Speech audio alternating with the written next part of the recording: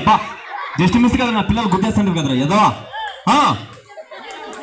అలా వచ్చావు, ఒక రౌండ్ కట్టావు, అక్కడికి వెళ్ళేసరికి మా అవ్వ కన్ను కొట్టింది.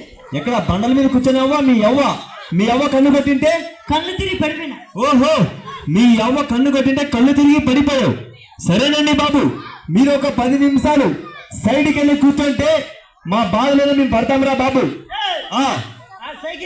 ఆ సైకిల్ కి ఒక లంగా లేదు, ఒక జాకెట్ లేదు, ఒక చీర లేదు.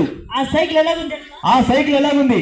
బయలుదేరి కూడా నిన్న బొచ్చిపోయినట్టు. ఒరే ఎదవా, ఆ సైకిల్ అలాగుంటుంది బాబు. ఒక 10 నిమిషాలు మీరు సైడ్కి వెళ్ళి కూర్చోవాలి.